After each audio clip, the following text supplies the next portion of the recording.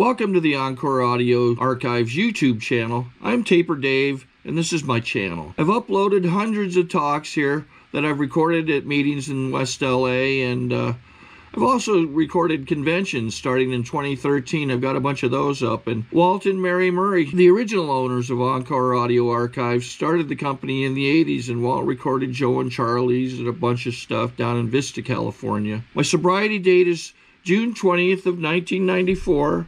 I hope you find something you like, so please like and subscribe to my channel and comment down below. If you want to hear something that I don't have or that you don't see, I'll see that I get it. Anyways, take care and have a great day if you want to. From New York, John C.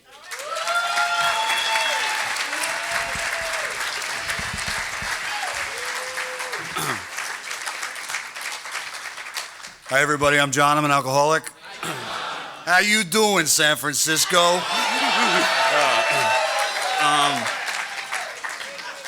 And as of 30 minutes ago, a baby daddy, and in front of you, in front of the whole group, I accept the responsibility, and I do. Thank you, JoJo. Thank you, Charles. I want to thank the committee for asking me to come and share with you guys. I'm a crier, so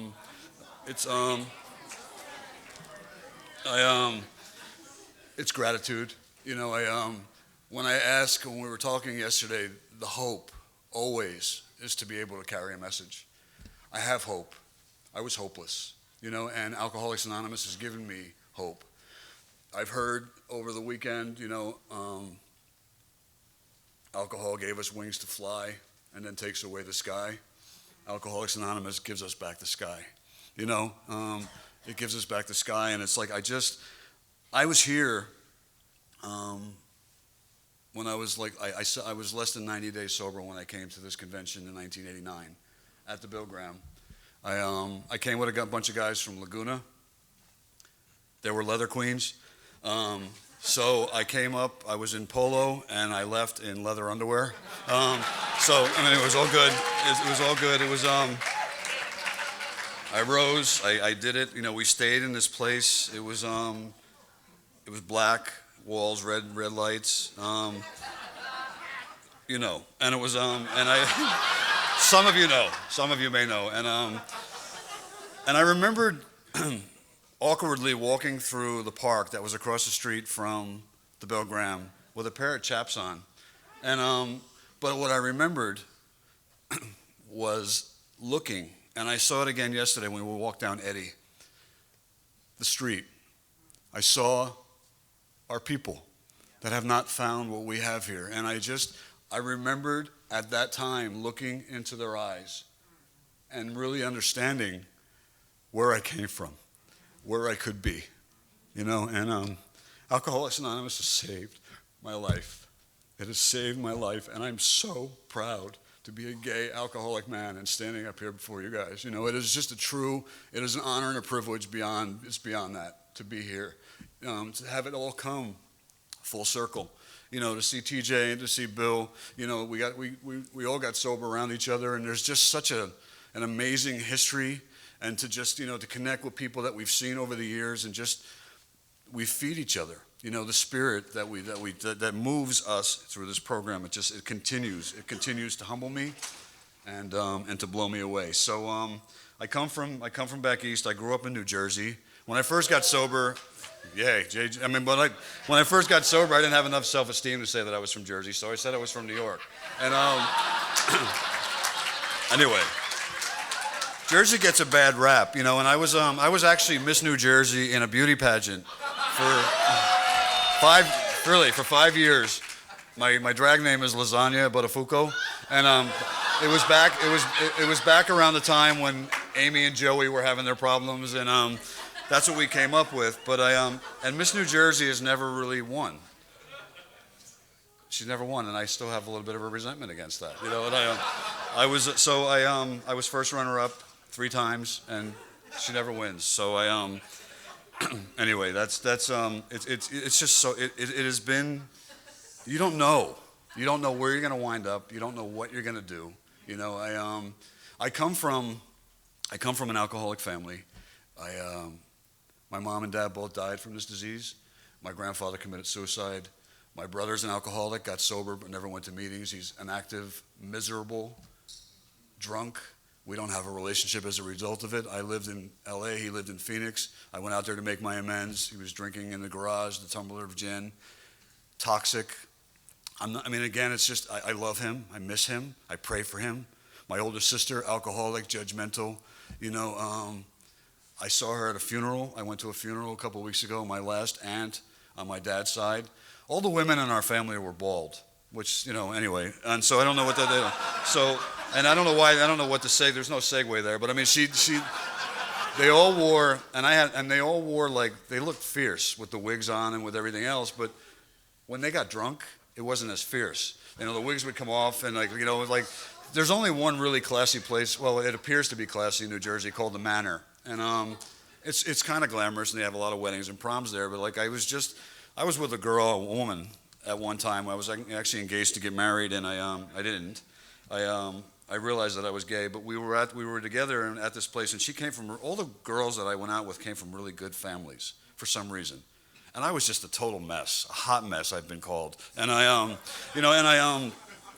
but we're charming people. We're charming, and I charmed their parents, and they loved me, and it was just, but she was just, to bring anyone from the outside into my family was just absolutely insane, and that poor girl was just traumatized, watching my Aunt Barbara pull her wig off, and then pull her dress over her head, and then she was throwing up into the centerpiece, and, anyway, Aunt Barbara died, and this is a story I'm going to tell you, which is just not, this is just to let you know the kind of family insanity is, my Aunt Barbara used to be really heavy. She was 450 pounds at one point. And so we got a call from my cousin Lisa, who I saw at the funeral a couple of weeks ago. And she said, she called, she was 9 years old, and she dialed the phone. And so all of the aunts and uncles and cousins went over to Aunt Barbara's house. And it's not a cute story, but she actually got her ass stuck in the toilet. So they had to literally physically remove the toilet, grease her butt, and get her off of the toilet. So this is we're all there watching this as if it's something like going to someone's confirmation or a wedding, it's like a family gathering. And so anyway, I had an opportunity to see Aunt Barbara when I moved back there. And I went there. My family they're very critical. They did not embrace me being gay.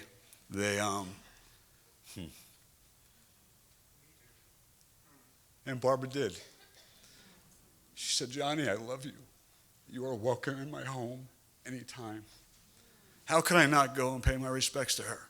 They didn't come when my mom died. They didn't come when my dad died. There's this thing with the family, and I wish it were different. It's not. It's just the way that it is, but you're my family. You have always been my family. Seriously. Always.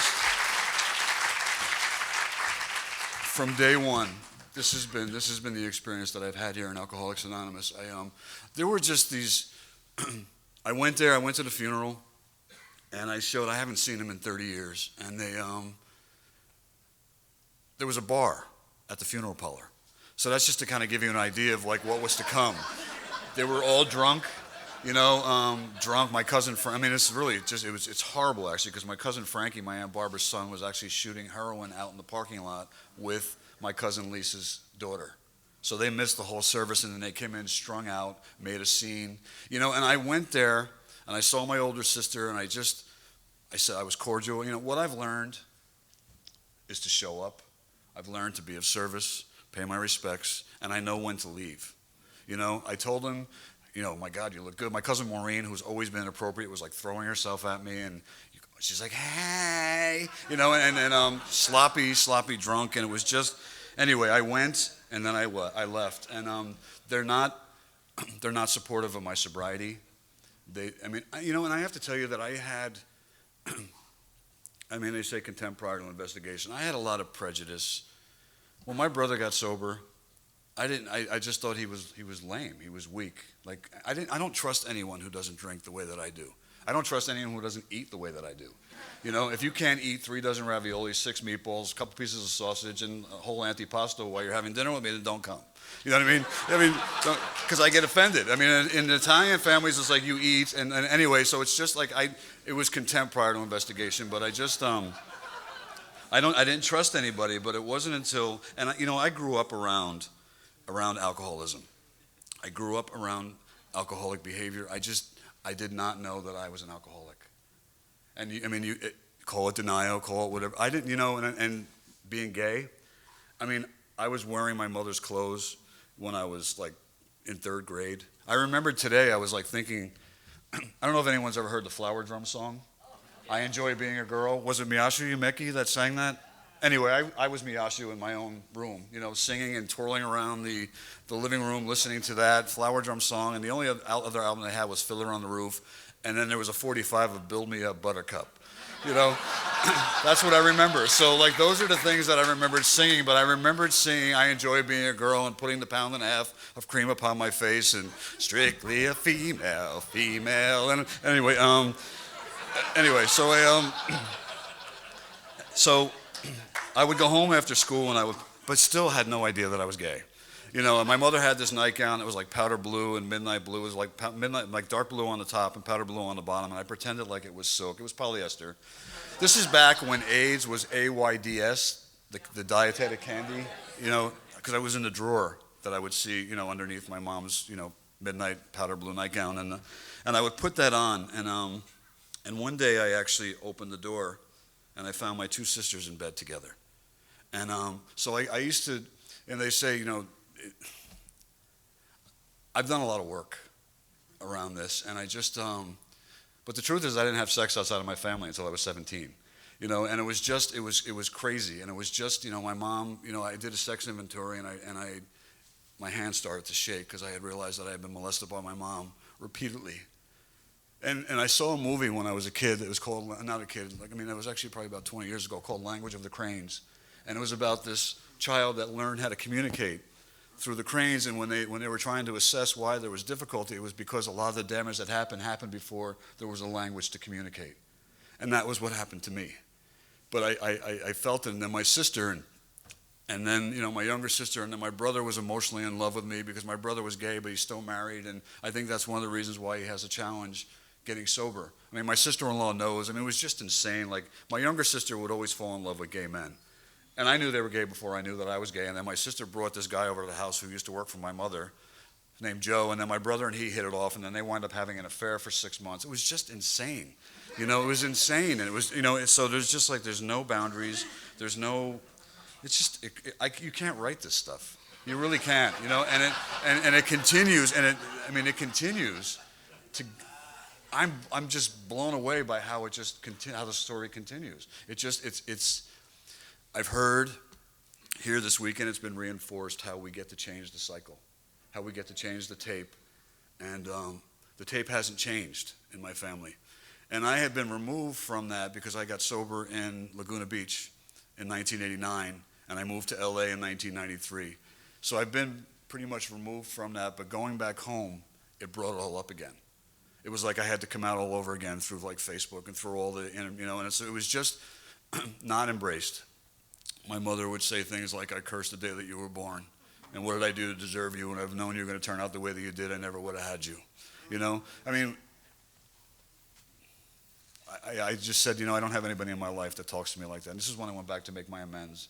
And she threatened to call the police on me. So it doesn't really always work out the way that we think it's going to,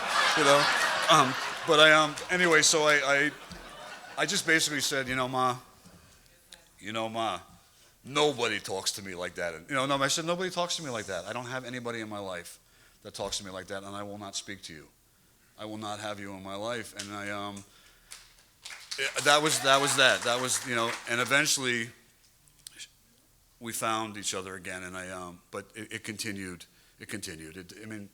We change, and I admire people who have the healing, bonding, celebrating, and down Southern, I don't know if you guys celebrate with cakes up here, but the families come, and I've never had that opportunity, but I celebrate my sobriety with you, with you, and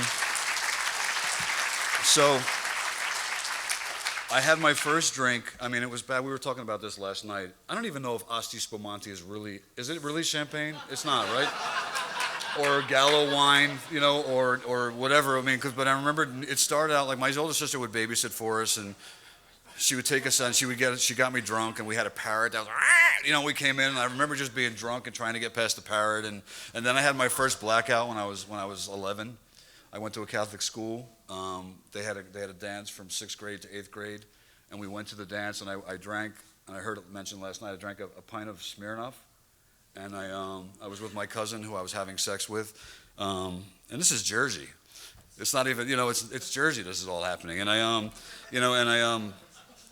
went to this dance, and I wound up throwing up. I was a blackout puker, in essence, and I started out that way. I had my first blackout, and that's pretty much how it ended. I have the allergy. My body was physically rejecting the alcohol, but when I ingest alcohol, I do not have a choice. It sets off that phenomenon of craving, which is just way bigger than me, and which I love in the doctor's opinion, and I love the obsession in the mind. I think the thing that I probably want to emphasize the most is the foundation that we get initially when we get here, and I just want to emphasize how important it is, because the time did come for me. It did come for me in my sobriety when the only thing between myself and that drink was a power greater than myself. And it scared me. I was 21, right before my 21st anniversary. My sobriety day is April 5th, 1989. So I celebrated 23 years in April, one day at a time. One day, so like going through, just to fast forward through the drinking, I heard disco, I'm a club, disco, hustling. Sorry to interrupt your viewing. Taper Dave here. Just wanted to take a second to ask you to like and subscribe to my channel. Let me know if you like what you're listening. I've got some very good talks here, and this one's a great one. Just curious, do you think this is better than Zoom? Tell me what you think. Hustling, dancer hustling and hustling, prostitute hustling. I actually escorted for about a year and a half. I took checks in the beginning.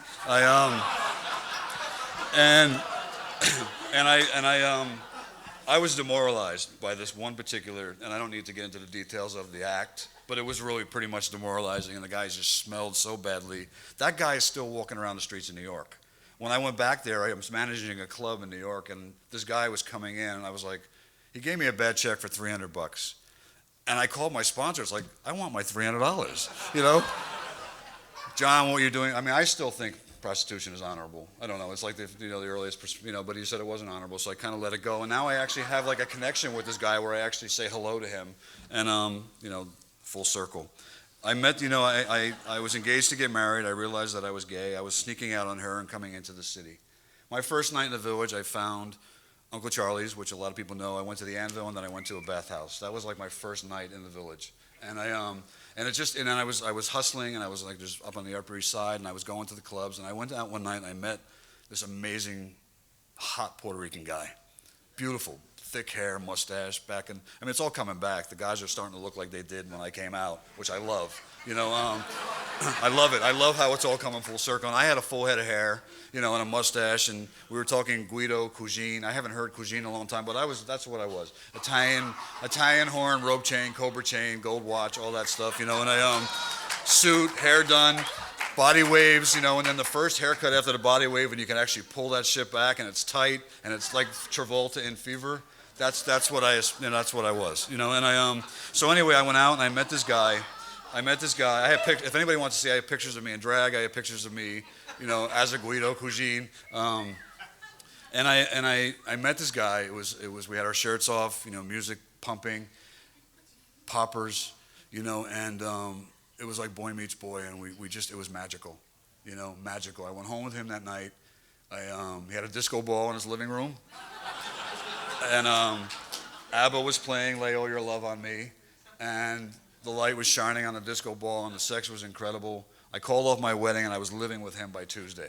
That's how insane it was. So that's how I came out, That's how I came out, and crazy. Who's Jerry? Who's Jerry? Jerry's calling, and it was like that excitement when you just meet someone and they're calling, and you're waiting, and you're hungry for the call, and then the call comes, and then they invite you to move in, and we both said that we had jobs on Wall Street, and that was on Tuesday, and then Wednesday morning we both got up and had no place to go because we both lied, Neither of us had a job, and anyway, it was insane. Eventually, we both got to Wall Street. Jerry, we used to lay there at night, stoned and drunk, and high on coke, and he would talk about growing old and being gay. And he was 24. But the fear was there, and the wonder, you know, we would lay there and wonder, and then he would fall asleep, and I would be left with that. And Jerry died of AIDS when I was 23.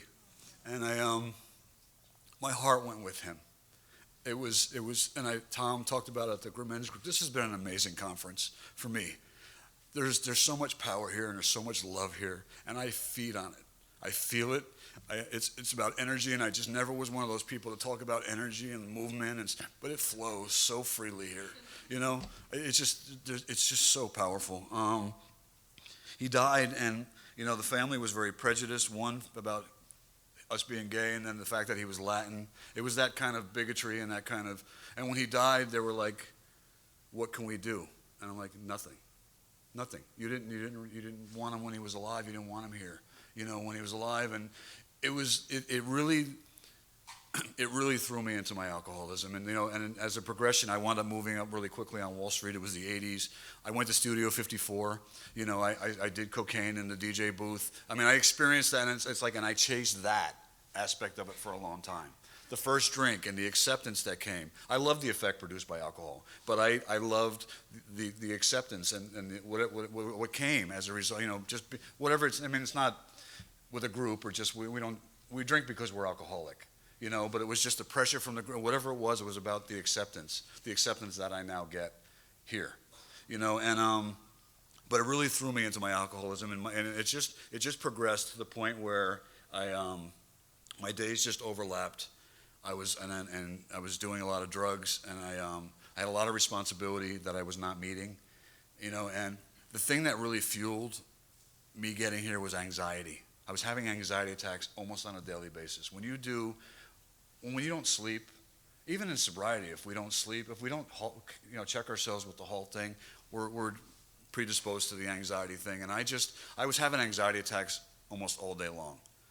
And it's not, when you're a trader on Wall Street, that's really not acceptable, you know, to be like leaving to go into a paper bag. And my last job on Wall Street, I had gone to Miami because I got the job. I secured the job, and then I went to Miami, and I was there for 7 days, and I just was high the whole time. I was drinking Coke, and I showed up a day late for my last job, and I had a fan with me because we always need to be cool, you know. And I had the fan blowing on me, and I'm sitting there quietly just saying to myself, "Oh my God, I feel like my head is going to explode." And then it was just like, "Oh my God, I feel like my head is exploding." Within like 5 minutes, I'm yelling, "My head is exploding, my head is exploding." So they had the ambulance come in, they rushed me to the hospital, and like the doctor's like, "Are you on drugs?" And I'm like, "No." So they called me and it was just, I mean, we've all had, I mean, maybe not all of us, but I mean, they called me the exploding head for like 2 years after that. And through Facebook, there's a guy that's actually the guy that was training me that can attest to that. You know, and so towards the end, I mean, that was not the end, because I worked for Merrill for 2 more years before I got to treatment. This started with a prayer. You know, it started with a prayer, and I grew up Catholic, but the idea of God was judgmental and punishing, and I didn't know that I was gay, but I knew that I was different, you know, and I was a sinner. And so the idea of God, and but in crisis, you know, please get me through this. Coming out of a blackout, driving through the tunnel or whatever. I did the bridge and tunnel thing for a long time before I actually got into the city. You know, but driving in blackout, I was a blackout drinker, so it was insane. But God, get me through this. Please get me through this. And always in crisis, I would go to God. But I believed, and I always had, I would see the serenity of prayer everywhere. And I would think to myself, my God, I love that prayer. And I thought about that last night before I went to sleep. It's like I would see it, and I would make a note of it, but I never remember what it was until I would see it again. And then here it is. It's here, you know. And so it was paved. I think the road was paved for me to get here, I believe, you know. And so at the end, it was a Thursday night. I had an anxiety attack that Thursday afternoon. I prayed that night. I got on my knees and I just said, God, please help me. Please help me. They wanted me to go see a doctor the next morning, and I got up, and the next afternoon, I got up in the morning, I went to work, I called her, and I said, I don't think I can go, and there was something in the nurse's voice that said, John, you need to go.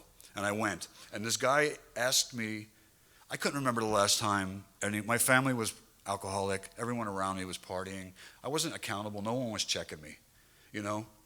So I had free reign to just do whatever I wanted to do. And he asked me how I was. And someone mentioned from the gut, I cried. I couldn't remember the last time anybody asked me how I was. And I just let it all out. I let out the physical abuse. I don't know if you've ever read a child called It. A really painful kind of, that's what my physical abuse was like at home, you know, with the sexual abuse. So it's no wonder why the streets felt safer to me than it actually did in my house, you know, and how alcohol comforted me, you know, and I think preserved me. And I got to give it some props. You know, I mean, it really did. I think it preserved, and it got us through what we needed to get through to get here.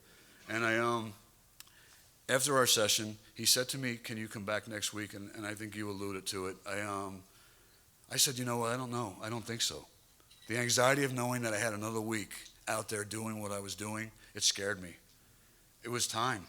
I didn't know it was time to get sober, but I just knew I had asked for help, and the help was coming, and I didn't know it was coming. I didn't know what form it was coming. I went out that weekend, a new club had opened. I called in sick on Monday. The call came saying, "We found a place for you in a treatment center." I went to this treatment center, still not believing that I was alcoholic until I heard the story of the jaywalker in the big book. I'm the jaywalker. When I drink, it's like I get drunk, I black out, I get sick. It's like running into traffic, the adrenaline rush that comes in the beginning, you know, and then eventually you get hit by the car. You know, and then you think it's going to be different. So I started to understand the insanity. It was at that moment that I was able to concede to my innermost self that I was alcoholic. They told me I didn't have to drink again for the rest of my life. And I just thought, how am I going to do that? You know, I could not. I did everything in chapter 3 to not drink. The geographics, the spiritual books, you know, everything, changing from, you know, beer to wine. And I did everything that they talk about in chapter 3. I could not stay sober. I could not stay sober. I would say I'm not going to, and then there I was. And one day at a time, I got off the plane. I went into a living sober recovery place after. I stayed there for 90 days. I landed in Laguna Beach. And it's just an incredible place to get sober. There was so much, it's just so many, we just bounced off of each other. And it was just like we were just so crazy. But there was so much recovery there. It was beautiful. Coming from Newark, and then being in Laguna, you know, it was kind of like, it was just incredible. What an amazing place to get sober, and the love, and to have this, you know, to see you and to see you, it just brings it all home where I come from. And, you know, I'm like all big on ceremony, and I started crying. You had me from the flags, you know, when the banners were coming in, like, girl down with crying, you know, she was down, and I love it. I get so emotional. Countdowns and day counting. I know, we know. She knows what it's like to count a day, to not be able to get a day and then to get a day. You know, and I followed. And it's changing. And Alcoholics Anonymous continues to change and evolve and the ebb and flow. I get it. But what happened to being willing to go to any length? What happened to, and I consider it a gift of desperation. You know, it's different, and it's whatever it is, and we grow and we change with it. You know, just as the conventions grow and change, and it was so beautiful to hear you, and then just to see your sisters come up to you. That's what we do, you know, and we carry that message. So I get filled with that because that's what I hope to give to you. You know,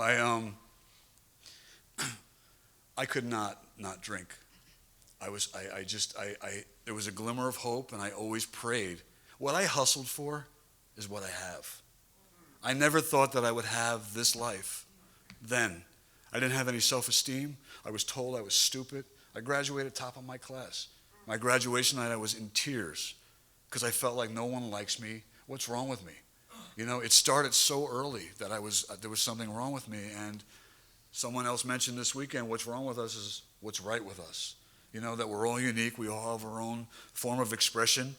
My story is different than yours, but we all have the same spirit, the same that moves all of us. And I just, you know, the foundation that I got in the beginning was I went to meetings every day, and I still, at 23 years, go to a meeting every single day.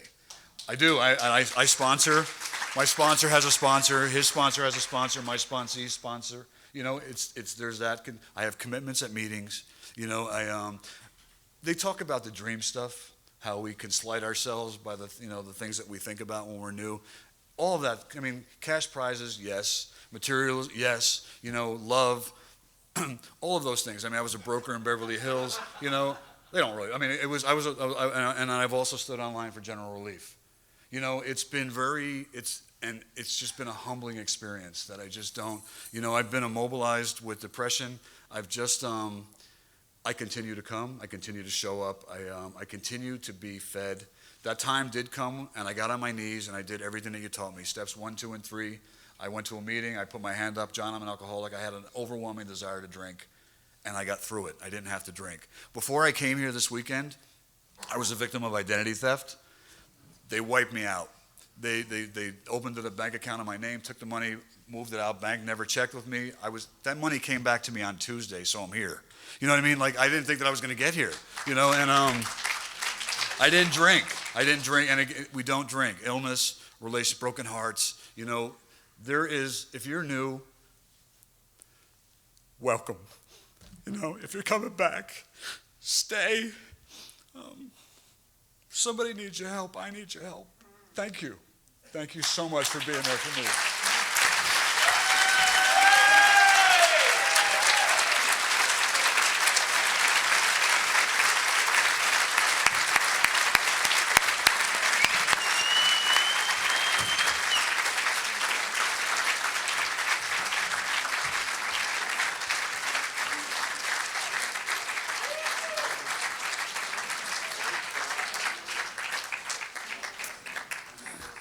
I think we got a great talk going on here. Thanks for watching the channel. Taper Dave here. Just curious, do you think this is better than Zoom? Okay, this is how I prepare my drone for launching. I like to do it inside the cab of my truck so I'm not standing outside in the weather. To install the joysticks for control, up and down, right and left, powered on. I have an Android phone that I use to connect it to the drone with. And it's actually controlled through the iPhone, through an app. Oops, wrong way. It's actually controlled through the iPhone, or through this Android phone, through the app. It's actually controlled through the Android phone, through an app, and you connect it through this short connection right here.